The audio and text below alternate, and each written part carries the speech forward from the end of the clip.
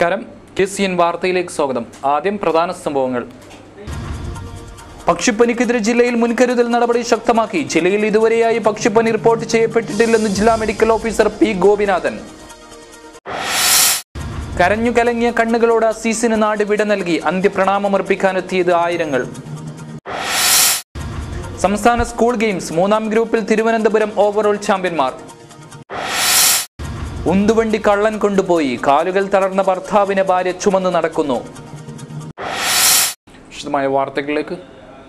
പക്ഷിപ്പനി ജില്ലയിൽ ഇതുവരെയായി റിപ്പോർട്ട് ചെയ്യപ്പെട്ടിട്ടില്ലെന്ന് ജില്ലാ മെഡിക്കൽ ഓഫീസർ P. ഗോപിനാഥൻ പറഞ്ഞു. ജില്ലയിൽ മുൻകരുതൽ നടപടി ശക്തമാക്കിയതായും അദ്ദേഹം അറിയിച്ചു. ജില്ലയിൽ പക്ഷിപ്പനി ബാധിച്ചതായി റിപ്പോർട്ട് ചെയ്തിട്ടില്ലെന്ന് ജില്ലാ മെഡിക്കൽ ഓഫീസർ P. ഗോപിനാഥൻ വാർത്താ സമ്മേളനത്തിൽ അറിയിച്ചു. H5N1 വൈറസുകളാണ് പക്ഷിപ്പനി പടർത്തുന്നത്. മനുഷ്യരിലേക്ക് പകരാനുള്ള സാധ്യത തള്ളിക്കളയാനാവില്ലെന്നും അദ്ദേഹം പറഞ്ഞു. മനുഷ്യരിലേക്ക് ബാധിച്ചാൽ പെട്ടെന്ന് മറ്റു മനുഷ്യരിലേക്ക് പകരും. ദേശാടന പക്ഷികളാണ് ഇത്തരം വൈറസുകൾ പടർത്തുന്നതെന്നും അദ്ദേഹം കൂട്ടിച്ചേർത്തു. മഞ്ചേശ്വരം ചെക്ക് പോസ്റ്റിൽ കോഴി കൊണ്ടുവരുന്ന വാഹനങ്ങൾക്ക് കർശന നിയന്ത്രണം ഏർപ്പെടുത്തിയതായും ജില്ലാ ആശുപത്രികളിൽ ദ്രുതകർമ്മസേന രൂപീകരിച്ചതായും DMO അറിയിച്ചു. ഈ വർഷത്തെ എയ്ഡ്സ് ദിനാചരണം വിവിധ പരിപാടികളോടെ ആചരിക്കുമെന്ന് ആരോഗ്യവകുപ്പ് അധികൃതർ അറിയിച്ചു. ഡിസംബർ 1 നമ്മളെ ഓർമ്മിപ്പിക്കുന്നത് പ്രധാനമായിട്ട് 1-2 കാര്യങ്ങളാണ്. അതായത് HIV എയ്ഡ്സ് ഇന്നും ലോകത്ത് വലിയൊരു സാമൂഹ്യ പ്രശ്നമായിട്ട് നിലനിൽക്കുന്നു. HIV പ്രതിരോധിക്കുന്നതിനും രോഗബാധിതരെ സംരക്ഷിക്കുന്നതിനും നമുക്ക് മാനവരാശിക്ക് ഇനിയും ഒരുപാട് കാര്യങ്ങൾ നമുക്കൊക്കെ ചെയ്യാനുണ്ട് എന്നുള്ള കാര്യമാണ് ഈ എയ്ഡ്സ് ദിനം നമ്മളെ ഓർമ്മിപ്പിക്കുന്നത്. ഇപ്രാവശ്യത്തെ എയ്ഡ്സ് ദിന സന്ദേശം ലക്ഷ്യത്തിലേക്ക് മുന്നേറാം, പുതിയ HIV അണുബാധയില്ലാത്ത, വിവേചനമില്ലാത്ത, എയ്ഡ്സ് മരണങ്ങളില്ലാത്ത ഒരു നല്ല നാളേക്കായി എന്ന സന്ദേശമാണ് നമ്മൾ ഇപ്രാവശ്യം തന്നിരിക്കുന്നത്. WHO ലോകാരോഗ്യ സംഘടന.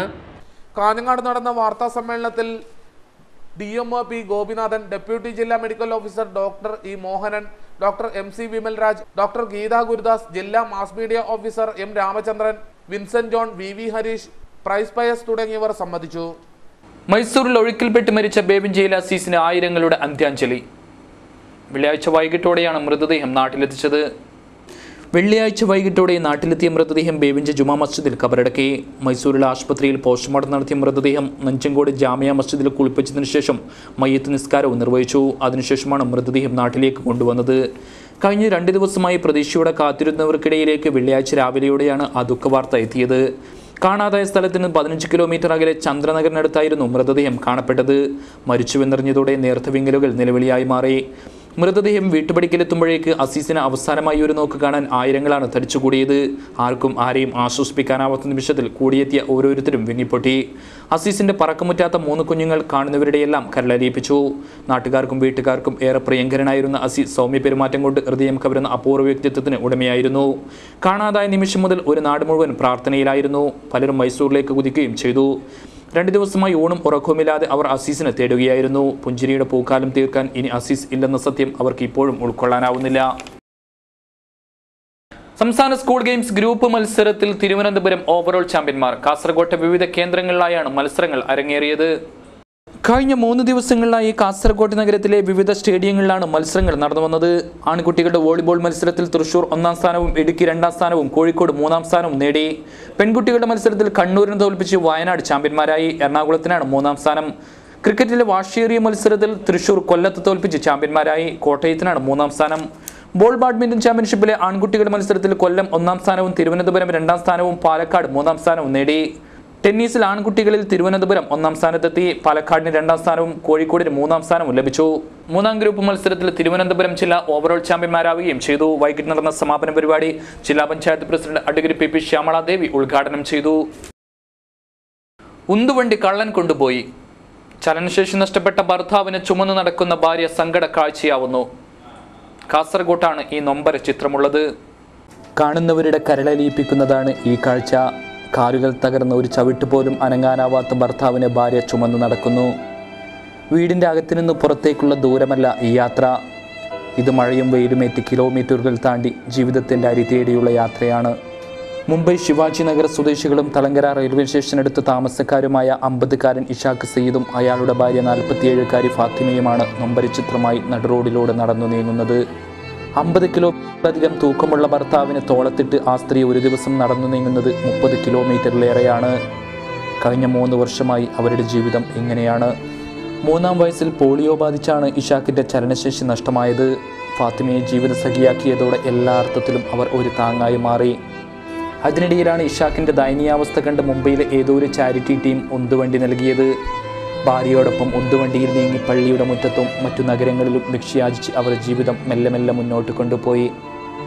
അതിനിടയിലാണ് മനസ്സിനുള്ളിൽ കനിവ് തൊട്ട് തീണ്ടിയിട്ടില്ലാത്ത കള്ളന്മാർ ഇഷാക്കിൻ്റെ ആകെയുള്ള സമ്പാദ്യമായ ഉന്തുവണ്ടിയെയും തട്ടിമാറ്റിയത്. 3 വർഷം മുമ്പ് മുംബൈ റെയിൽവേ സ്റ്റേഷനിൽ വെച്ചായിരുന്നു കള്ളന്മാർ ഇഷാക്കിൻ്റെ വണ്ടിയുമായി കടന്നു കളഞ്ഞത്. സ്റ്റേഷന് പുറത്തു നിർത്തി ടിക്കറ്റ് എടുക്കാൻ വേണ്ടി അകത്തുപോയപ്പോഴായിരുന്നു കള്ളന്മാരുടെ ക്രൂരത. 2 പെൺകുട്ടികളടക്കമുള്ള 5 കുരുന്നുകൾ തങ്ങളുടെ വാടകമുറിയിൽ പട്ടിണിയോടെ കഴിയുമ്പോൾ അടങ്ങിയിരിക്കാൻ ആവുമായിരുന്നില്ല. പള്ളിമുറ്റങ്ങളിൽ സഹായം തേടാൻ വേണ്ടി പോവുക എന്നതല്ലാതെ അവർക്ക് മുന്നിൽ വേറെ മാർഗമില്ലാതായി. ഓട്ടോറിക്ഷ പിടിച്ചു പോവുക എന്നത് താങ്ങാൻ പറ്റുന്നതിലും അപ്പുറത്തുള്ള കാര്യമാണ്. മറിച്ചൊന്ന് ചിന്തിക്കാനാവാതെ വന്നപ്പോൾ ഫാത്തിമയുടെ ഉള്ളിൽ ഒരു ആശയമേ ഉണ്ടായിരുന്നുള്ളൂ: ഭർത്താവിനെ തോളിലിട്ട് നടക്കുക. ചുമടെടുത്ത് ശീലമില്ലാതിരുന്ന ഫാത്തിമയ്ക്ക് ആദ്യമൊക്കെ അത് വളരെ പ്രയാസമായിരുന്നു. എന്നാൽ ഇപ്പോൾ അനായാസം ചെയ്യാൻ സാധിക്കുന്നു. പക്ഷെ അപ്പോഴും നടുവേദനയും കഴുത്തുവേദനയും വേട്ടയാടുന്നതായി അവർ പറഞ്ഞു. എനിക്ക് 5 മക്കളുണ്ട്. ரொம்ப കഷ്ട ജീവൻ. എനിക്ക് വാടക പെര, അത് 3000 രൂപ വാടക തരണം. അങ്ങനെ ഞാൻ ഒരു ചെറിയ വണ്ടി ഉണ്ട് എൻ്റെ ഭർത്താവൊക്കെ. അത് വണ്ടിയെ ഒരു സ്റ്റേഷനിലിട്ട് ഞാൻ പെരയിൽ പോയി കിടന്ന് ഉറങ്ങി. എൻ്റെ വണ്ടി കളവ് പോയി. ഇപ്പോൾ തോളിലെടുത്ത് 15-20 കിലോമീറ്റർ എടുത്ത് നടന്നെങ്കിൽ 600 രൂപ 300 രൂപ 400 രൂപ കിട്ടും. അത് വെച്ച് இந்த മക്കൾക്ക് ഞാൻ ജീവനമാക്കണം. അതേ എൻ്റെ കഷ്ടം, ரொம்ப കഷ്ടം. எனக்கு ഉമ്മ ഉണ്ട്, അത് തല്ലാതെ ആൾക്കാർ. 5 മക്കൾ, ഞങ്ങൾ 2 ആൾക്കാർ എല്ലാം ഉണ്ട്. 3 വയസ്സായിരുന്നത് പോളിയോ വന്നത്. ഇപ്പോൾ സുഖമില്ല കാലുക്ക്. ഇത് എൻ്റെ ഭാര്യയാണിത്. ഇത് തൂക്കിയിട്ട് പോവുന്നു എനിക്ക് എടുക്കാം പള്ളിക്ക്. ഇപ്പോൾ സൈക്കിളാണ് കാണാൻ പോയിട്ടുണ്ട്.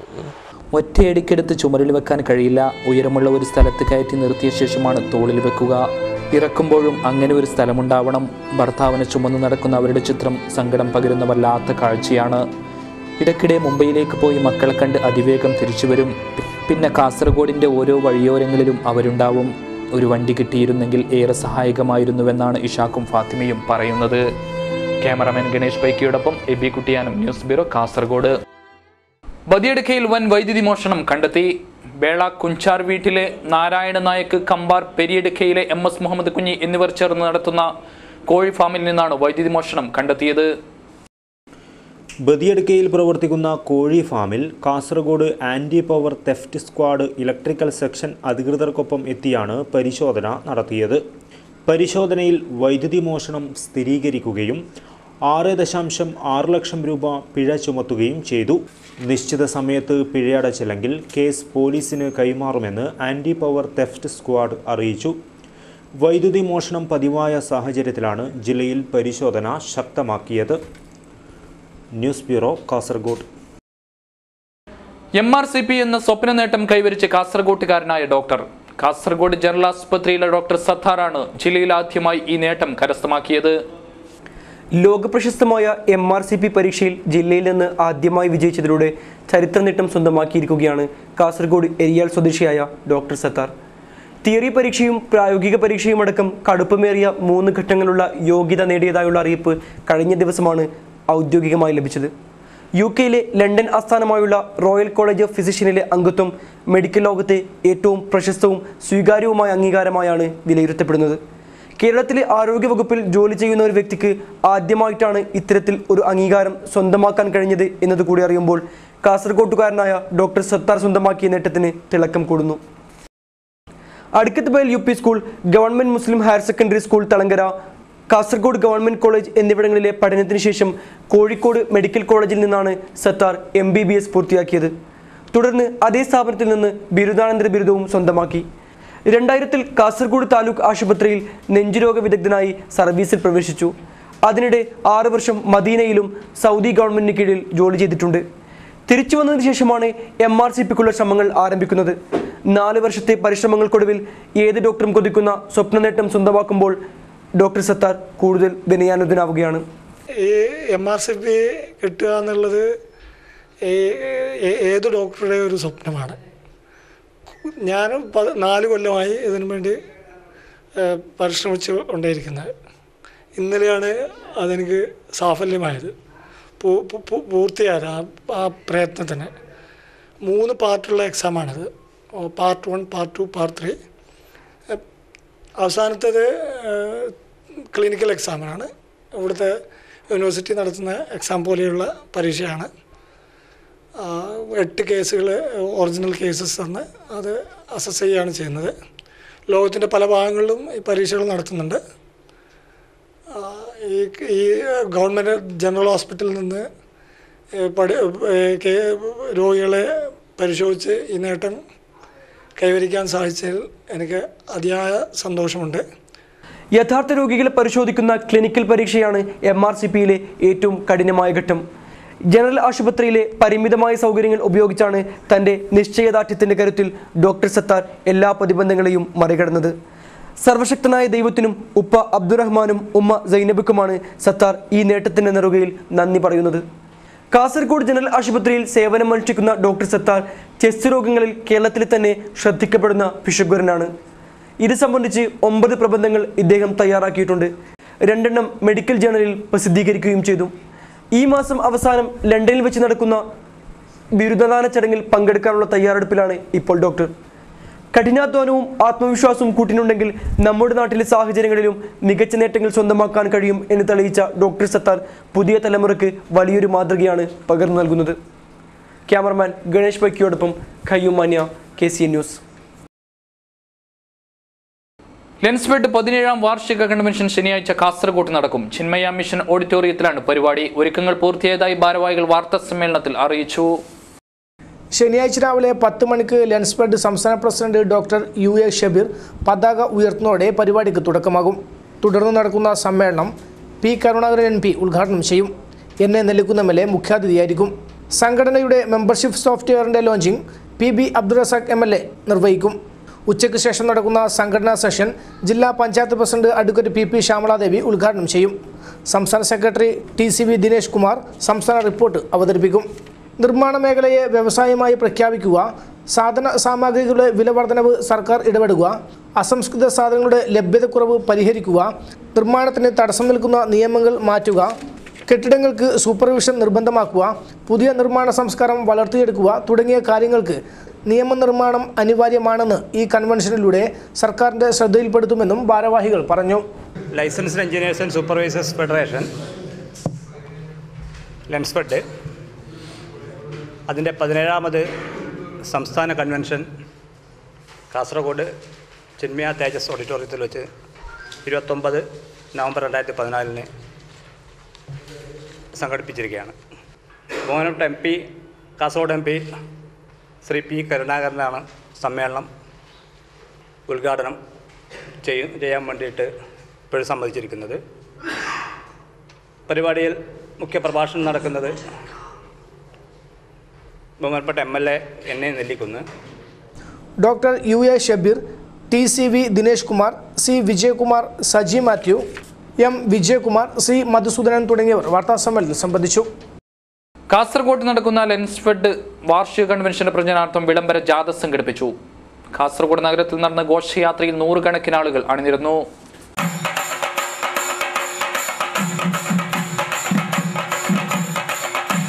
പുലിക്കുന്നിൽ നിന്നാണ് വിളംബര ഘോഷയാത്ര ആരംഭിച്ചത്. നഗരത്തെ വലം വെച്ച് ഘോഷയാത്ര പുലിക്കുന്നിൽ തന്നെ സമാപിച്ചു.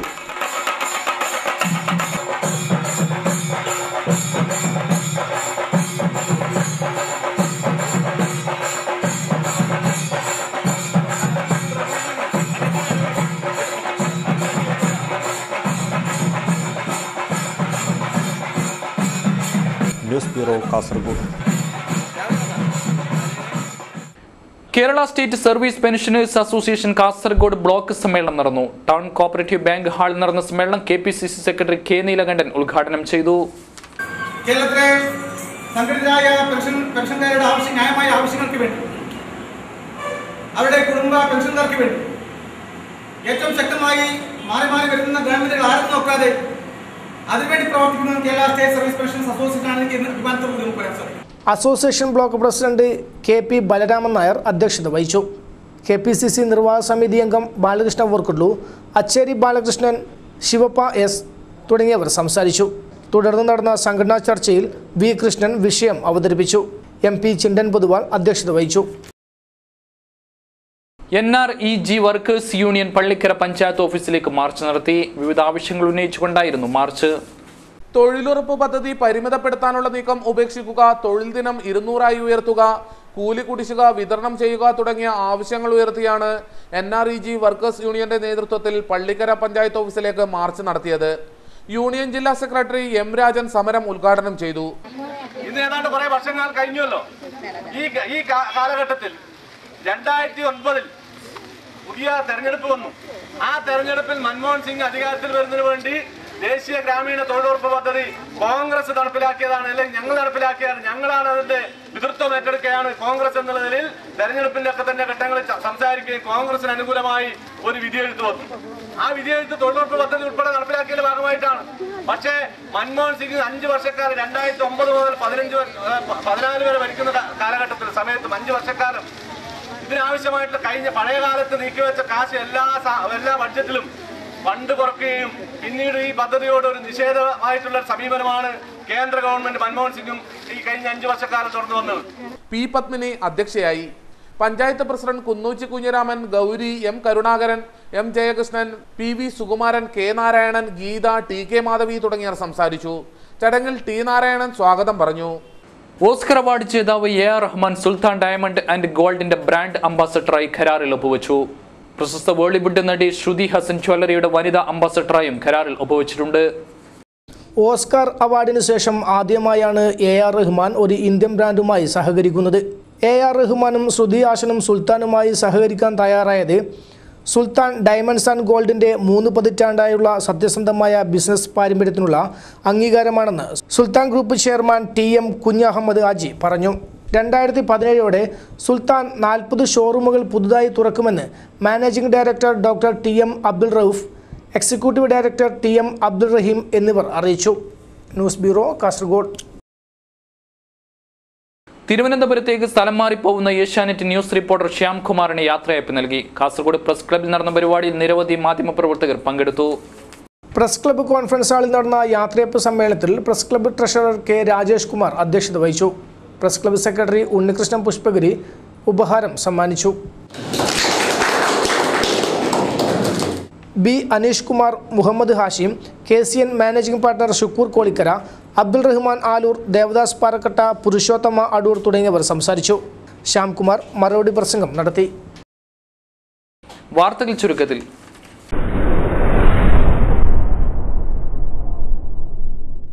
കഞ്ചാവ് വിൽപ്പനയെ എതിർത്ത യുവാവിനെ അടിച്ച് പരിക്കേൽപ്പിച്ചു.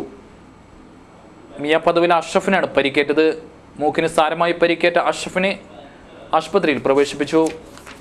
കാസർഗോഡ് പഴയ ബസ് സ്റ്റാൻഡിന് സമീപം പൂർത്തിയായ കൺഫർട്ട് സ്റ്റേഷന്റെ ഉദ്ഘാടനം ശനിയാഴ്ച നടക്കും. രാവിലെ 10 മണിക്ക് നഗരസഭാ ചെയർമാൻ T അബ്ദുള്ളയാണ് ഉദ്ഘാടനം നിർവഹിക്കുന്നത്. കാർ അപകടത്തിൽ മരിച്ച ബാരിക്കാട് പാമ്പാച്ചിക്കടവിലെ വിനയചന്ദ്രന്റെ മൃതദേഹം വഞ്ചനാവലിയുടെ സാന്നിധ്യത്തിൽ സംസ്കരിച്ചു. കഴിഞ്ഞ ദിവസം വൈകിട്ട് മുള്ളേരിയ പൂവടിക്കയിലുണ്ടായ അപകടത്തിലാണ് വിനയചന്ദ്രൻ മരിച്ചത്.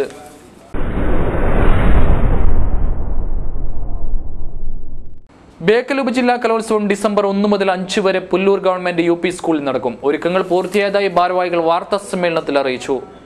ബേക്കൽ ഉപജില്ലാ സ്കൂൾ കലോത്സവം ഡിസംബർ 1 മുതൽ 5 വരെ തീയതികളിൽ പുല്ലൂർ ഗവൺമെന്റ് UP സ്കൂളിൽ വെച്ച് നടക്കും. 1-2 തീയതികളിൽ ഓഫ് സ്റ്റേജ് മത്സരങ്ങളും തുടർന്നുള്ള ദിവസങ്ങളിൽ സ്റ്റേജ് മത്സരങ്ങളും നടക്കും. 67 വിദ്യാലയങ്ങളിൽ നിന്നായി 2616 കുട്ടികൾ മത്സരത്തിൽ പങ്കെടുക്കാനെത്തും. 278 ഇനങ്ങളിലായി നടക്കുന്ന മത്സരങ്ങൾ 7 വേദികളിലായി നടക്കും. LP, UP, high school, higher secondary വിഭാഗങ്ങളിലായാണ് മത്സരങ്ങൾ നടക്കുന്നത്. സംസ്കൃതോത്സവം, അറബി കലോത്സവവും ഇതിനോടൊപ്പം ഉണ്ടാകും. 9 വർഷത്തിനു ശേഷം പുല്ലൂരിൽ നടക്കുന്ന കലോത്സവം വിജയപ്രദമാക്കാനുള്ള വിവിധ സബ് കമ്മിറ്റികൾ സജീവമായി പ്രവർത്തിച്ചു വരുന്നുണ്ട്. ഭക്ഷണം ഒരുക്കുന്നതിനായുള്ള കലവറ ഘോഷയാത്ര കുടുംബശ്രീകളുടെയും സന്നദ്ധ സംഘടനകളുടെയും പങ്കാളിത്തത്തോടെ ശനിയാഴ്ച രാവിലെ 10-ന് പുല്ലൂർ ടൗണിൽ നിന്നും ആരംഭിക്കും. വിളംബര ഘോഷയാത്രയും നടക്കും. കലോത്സവ ഉദ്ഘാടന സമ്മേളനം 3-ന് ജില്ലാ പഞ്ചായത്ത് പ്രസിഡന്റ് PP ശ്യാമളാദേവി നിർവഹിക്കും. സമാപന സമ്മേളനം 5-ന് വൈകിട്ട് 4 മണിക്ക് K കുഞ്ഞിരാമൻ MLAയും നിർവഹിക്കും. കലോത്സവത്തിനുള്ള ഒരുക്കങ്ങൾ പൂർത്തിയായതായി ഭാരവാഹികൾ അറിയിച്ചു. 67 വിദ്യാലയങ്ങളിലായി 2617 കുട്ടികളാണ് ഈ കലാമേളയിൽ മാറ്റുരക്കാൻ വേണ്ടി പുല്ലൂരിലേക്ക് എത്തിച്ചേരുന്നത്. 278 ഇനങ്ങളിലായി നടക്കുന്ന മത്സരങ്ങൾ 7 വേദികളാണ് ഈ മത്സരങ്ങൾ നടത്താൻ വേണ്ടിയിട്ട് സംഘാടക സമിതി തയ്യാറാക്കിയിട്ടുള്ളത്. LP, UP, high school, higher secondary വിഭാഗങ്ങളിലായാണ് മത്സരങ്ങൾ നടക്കുന്നത്. സംസ്കൃതോത്സവം, അറബിക് കലോത്സവം ഇതിനോടൊപ്പം നടക്കും. 9 വർഷത്തിന് ശേഷമാണ് പുല്ലൂരിൽ ഈ കലോത്സവം നടക്കുന്നത്. ഈ കലോത്സവം വമ്പിച്ച വിജയമാക്കി തീർക്കാൻ വേണ്ടിയിട്ടുള്ള എല്ലാ ഒരുക്കങ്ങളും അവിടെ പൂർത്തിയായിട്ടുണ്ട്. വാർത്താ സമ്മേളനത്തിൽ CK Aravindakshan, B Suresh, KV Ravivarman, G Sivarajan master, TV Kariyan, V Narayanan മേസ്ത്രി, രാധാകൃഷ്ണൻ കാമലം, M ശ്രീധരൻ നമ്പ്യാർ, അനിൽ പുളിക്കൽ എന്നിവർ സംബന്ധിച്ചു. അവസാനമായി പ്രധാന വാർത്തകൾ വീണ്ടും. പക്ഷിപ്പനിക്കെതിരെ ജില്ലയിൽ മുൻകരുതൽ നടപടി ശക്തമാക്കി. ജില്ലയിൽ ഇതുവരെയായി പക്ഷിപ്പനി റിപ്പോർട്ട് ചെയ്യപ്പെട്ടിട്ടില്ലെന്ന് ജില്ലാ മെഡിക്കൽ ഓഫീസർ P ഗോപിനാഥൻ. കരഞ്ഞു കലങ്ങിയ കണ്ണുകളോട് അസീസിന് നാട് വിട നൽകി. അന്ത്യപ്രണാമമർപ്പിക്കാനെത്തിയത് ആയിരങ്ങൾ. സംസ്ഥാന സ്കൂൾ ഗെയിംസ് 3ാം ഗ്രൂപ്പിൽ തിരുവനന്തപുരം ഓവറോൾ ചാമ്പ്യന്മാർ. ഉന്തുവണ്ടി കള്ളൻ കൊണ്ടുപോയി. കാലുകൾ തളർന്ന ഭർത്താവിനെ ഭാര്യ ചുമന്ന് നടക്കുന്നു. ഈ വാർത്താ ബുള്ളറ്റിൻ ഇവിടെ പൂർണ്ണമാവുന്നു. നമസ്കാരം.